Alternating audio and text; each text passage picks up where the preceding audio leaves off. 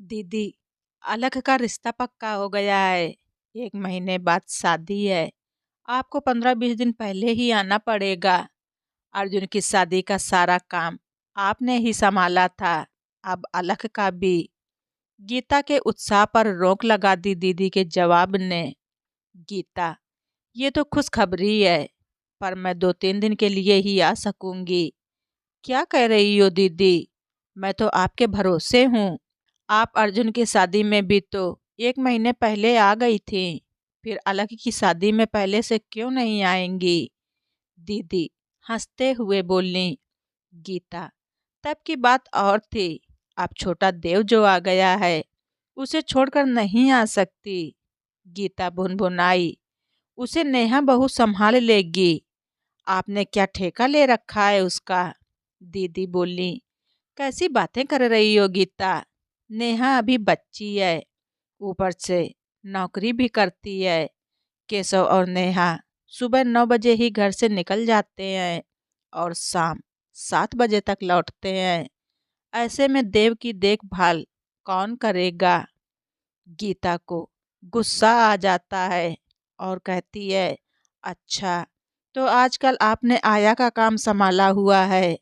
दीदी ने समझाते हुए कहा, नहीं गीता, आया है देव को संभालने के लिए, पर उसकी निगरानी के लिए भी तो घर में किसी का होना जरूरी है।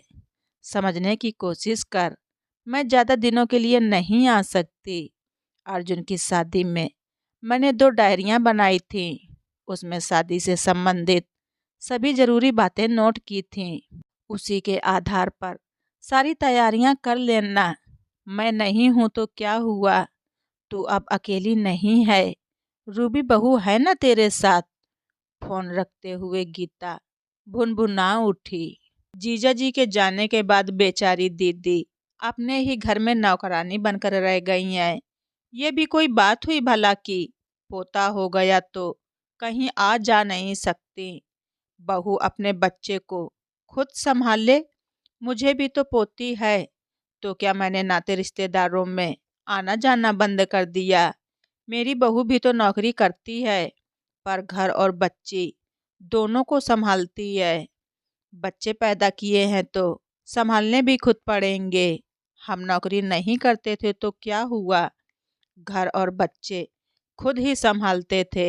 हमारी सास नहीं संभालती थी हमारे बच्चे। शाम को ऑफिस से आते ही गीता के उखड़े मूड को भाप कर पति दिनेश बोल पड़े।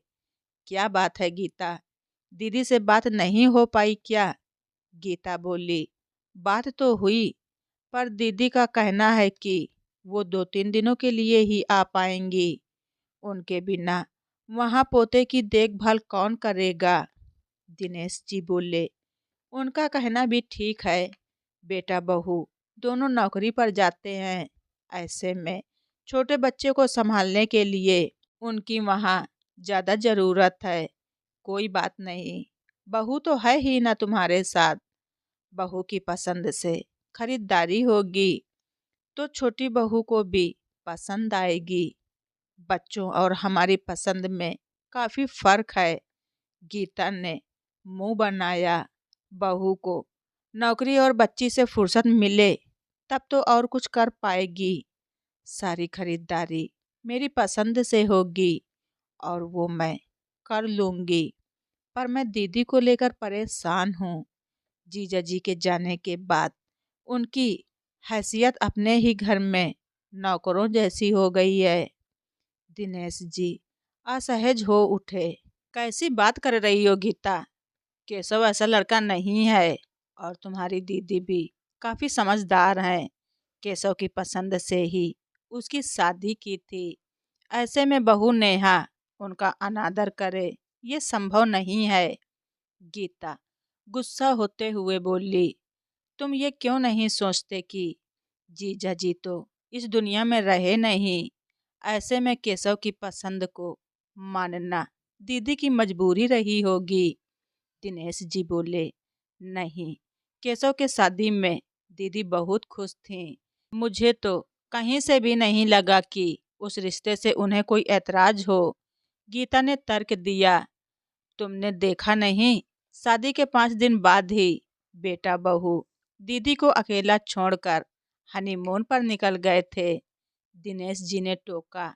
तुम भूल रही हो गीता कि बेटे बहू की हनीमून ट्रिप दीदी ने ही प्लान की थी और उन्हें सरप्राइज गिफ्ट के तौर पर हनीमून टिकट दिए थे। तुम्हारी तरह नहीं, जिसने अपने बेटे बहू का हनीमून ट्रिप रद्द करवाने की ठान ली थी। गीता बड़बड़ाई। मैं बीमार पड़ गई थी तो इसमें मेरा क्या कसूर? पर आपने इसे भी मेरी बहानेबाजी ही माना। तभी तो बेटे बहू को कह दिया था कि ज्यादा बीमार नहीं है तुम्हारी माँ। तुम लोग जाओ, इसे देखने के लिए मैं हूँ।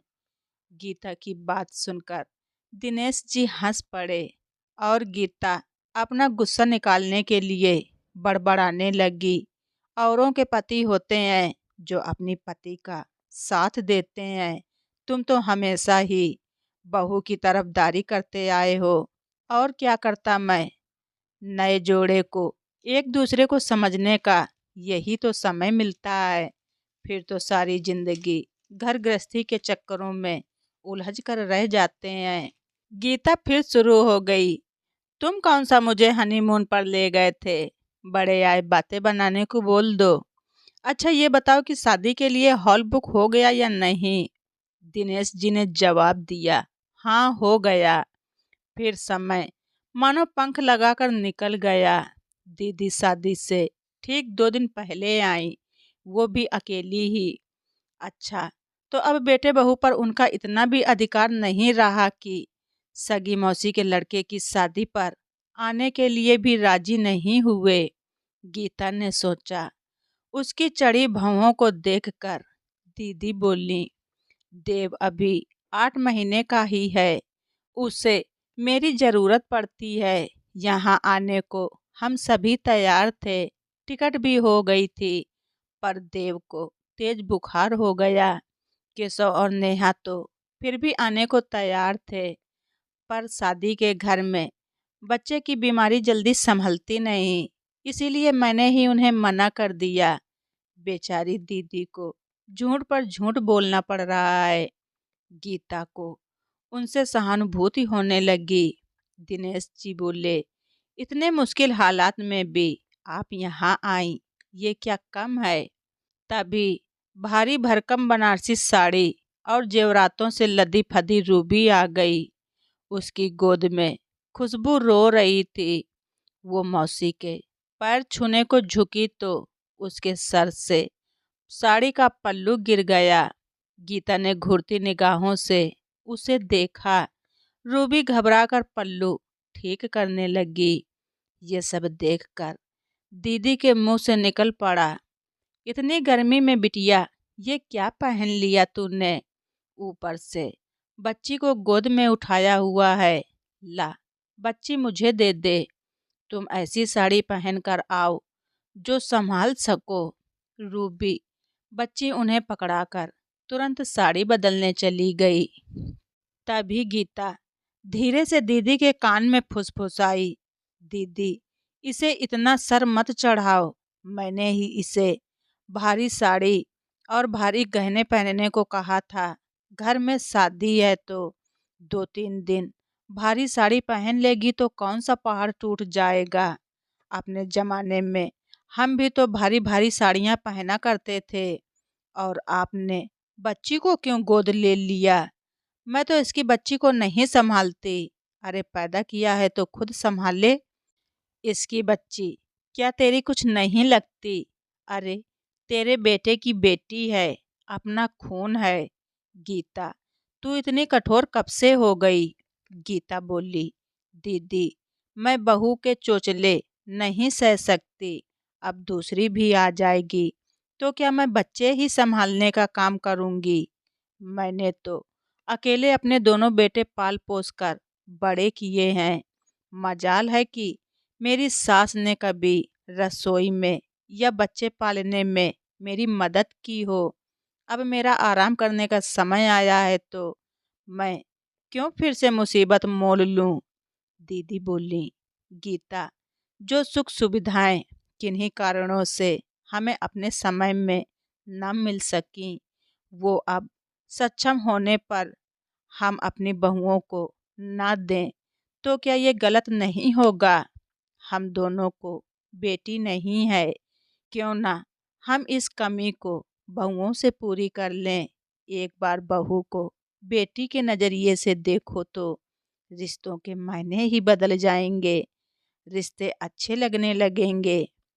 गीता टनटनाती हुई बोली, बस दीदी, बहू को बेटी समझने का ये नुस्खा आपको ही मुबारक हो। मेरी बहू को बहू बनकर ही रहने दो। बहू को बेटी बनाने के चक्कर में आपकी क्या हालत हो गई है, क्या मैं नहीं जानती? दीदी मुस्कुरा कर रह गईं। शादी में वो हर समय रूबी और खुशबू का ख्याल रखती रहीं। रूबी भी अब उनसे काफ़ी घुल मिल गई थी। इन 3 दिनों में बार बार फोन पर बेटे बहू और पोते का हाल चाल भी लेती रहीं। शादी निपटते ही दीदी अपने घर चली गईं। छोटी बहू खुशी अपने नामा अनुसार ही खुश मिजाज निकली, लेकिन जल्द ही गीता ने उसे भी वो सब समझा दिया जो कभी बड़ी बहू को समझाया था। मतलब कटे खुले बाल इस घर में नहीं चलेंगे, सिर से कभी पल्लू ना हटे, सलवार सूट पहनने का रिवाज हमारे यहाँ नहीं है। घर में खाना क्या बनेगा ये मैं तय करूँगी। घर में हर चीज़ अपने निर्धारित स्थान पर रखी है, उसमें अपनी मर्जी से अदला बदली करने की कोशिश मत करना। छोटी बहू चुप रही, पर उसके चेहरे से लगा कि उसे ये बातें पसंद नहीं आईं। गीता ने सोचा, बड़ी बहू को देखकर अपने आप ही ये भी लाइन पर आ जाएगी। फिर दोनों बहुओं की गहरी बनने लगी। जब भी घर में दोनों अकेले होती तो खुसुर फुसुर करती रहती, पर गीता के आते ही उनकी बातों पर विराम लग जाता। इसी बीच एक बार खुशबू की तबीयत खराब हो गई और उसे संभालने वाली आया भी नहीं आ रही थी। रूबी को ऑफिस से छुट्टी नहीं मिली तो छोटी बहू खुशी ने अपने ऑफिस से 1 सप्ताह की छुट्टी ले लिया। गीता को ये देखकर बड़ा आश्चर्य हुआ और उसने सोचा, देवरानी जेठानी में बड़ा प्यार दिखाया जा रहा है आपस में। एक रात खाने में देर होने पर गीता दोनों बहुओं को डांटने के ख्याल से रसोई घर की तरफ बढ़ रही थी कि तभी फुसफुसाने की आवाज़ सुनकर वो किचन के बाहर ही रुक गई। छोटी बहू कह रही थी, दीदी, कल मेरी छुट्टी खत्म हो जाएगी, आया तो काम पर आ गई है, पर खुशबू की देखभाल के लिए घर का एक आदमी होना भी जरूरी है। माँ जी तो इसकी तरफ ध्यान ही नहीं देती, ये भी नहीं देखती हैं कि आया ने इसे ढंग से कुछ खिलाया पिलाया भी या नहीं। बच्ची चाहे भूख से रोती रहे, लेकिन उनकी पसंद का खाना बनाना चाहिए। खाना बनाने में जरा सी देर हो जाए तो आसमान सर पर उठा लेती हैं। ये सब सुनकर मारे गुस्से के गीता का सर जलने लगा। छोटी बहू खुशबू की ये मजाल की बड़ी बहू को मेरे खिलाफ भड़काए। तभी बड़ी बहू की फुसफुसाहट की आवाज़ सुनाई दे, तुम चिंता मत करो खुशी, तुम्हारे जेठ जी भी परेशान हो चुके हैं। माँ से तो कुछ कह नहीं पाते, इसीलिए हम दोनों का ट्रांसफ़र दिल्ली ब्रांच में करवाने की कोशिश कर रहे हैं। दिल्ली में मुझे खुशबू की चिंता नहीं रहेगी। वहाँ मेरी माँ और मेरी छोटी बहन खुशबू को देखने के लिए तरस गए हैं। वहाँ आया भी आसानी से मिल जाती है और वहाँ मासी जी भी हैं। सच कितना फ़र्क है माँ जी और मासी जी की सोच में। ये सुनकर खुशी चहक उठी, यही अच्छा रहेगा। सच में ऐसे माहौल में मैं तो अपने बच्चे को पालने की बात सोच भी नहीं सकती। दम घुटता है यहाँ, अपनी मर्जी से ना कुछ खा सकते हैं, ना पहन सकते हैं, कहीं जा भी नहीं सकते और ना ही किसी से हँस बोल सकते हैं। ये भी कोई ज़िंदगी है? घर में भी हरदम तनाव बना रहता है। तो हालात यहाँ तक पहुँच गए कि इन बहुओं ने मेरे श्रवण कुमार जैसे बेटों की बुद्धि भी भ्रष्ट करने की ठान ली है। इनका इलाज करना ही पड़ेगा। गीता इस सोच में डूबी ही थी कि दीदी की जेठानी का फोन आ गया। अपने बेटे की सगाई का निमंत्रण दे रही थी।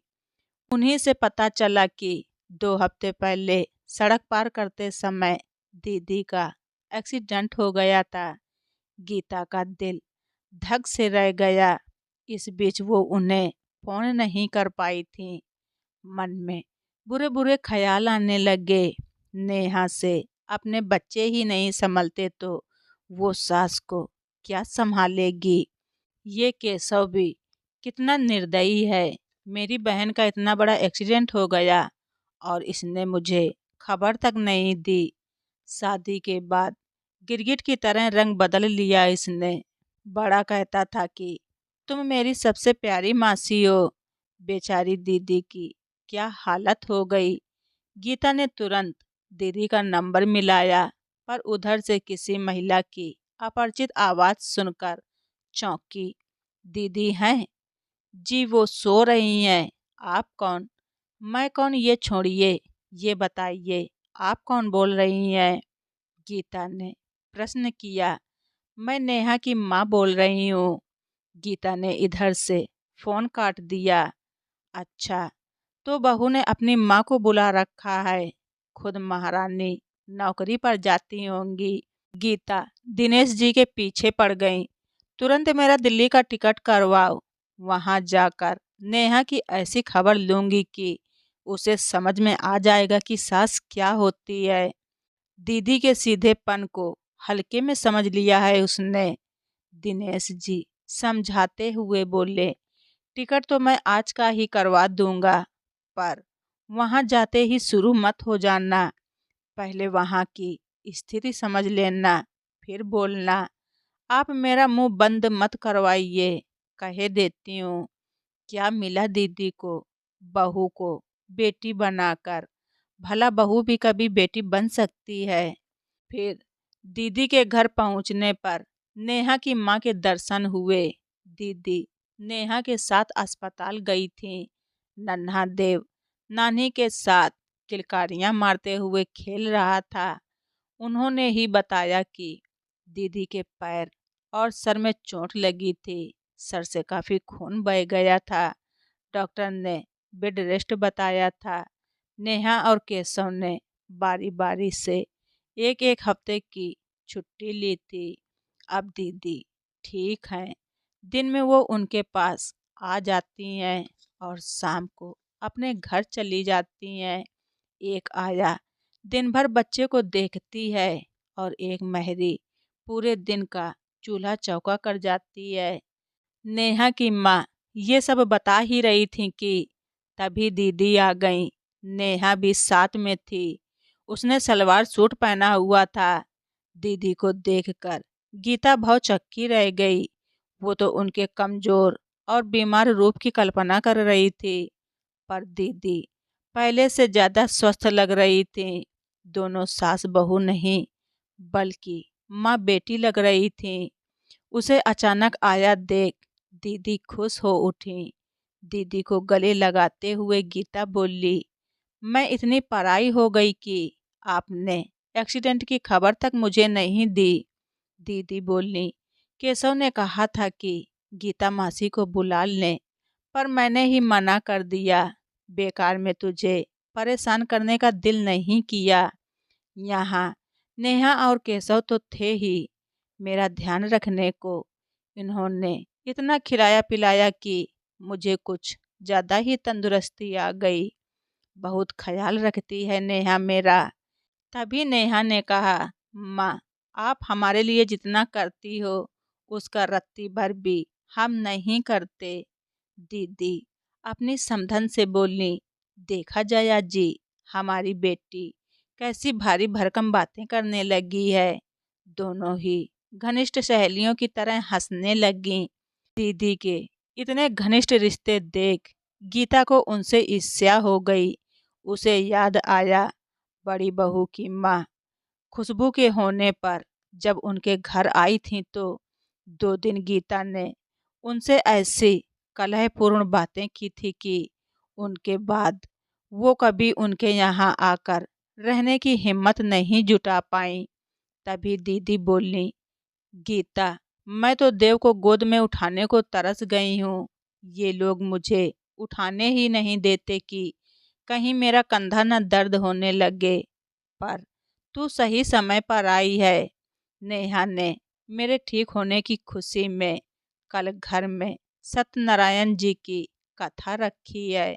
गीता ने देखा कि नेहा ने बड़े चाव से पूजा की तैयारियां की और पूजा के बाद अपने हाथों से सबसे पहले दीदी को प्रसाद खिलाया। रात को कमरे में सिर्फ दीदी रह गई तो गीता ने कहा, दीदी आप कुछ दिन मेरे साथ चलो, आराम मिल जाएगा। 2 बहुएं हैं मेरी। दीदी ने मुस्कुराते हुए कहा, गीता, मुझे यहाँ क्या तकलीफ है, एक बेटा था ही। भगवान ने बेटी की कमी भी नेहा के रूप में पूरी कर दी। सच कहूँ तो नेहा ने जैसे मेरी देखभाल की उसी से मुझे समझ में आया कि एक बेटी माँ के लिए क्या मायने रखती है। मैं पूरी तरह से खुश और संतुष्ट हूँ।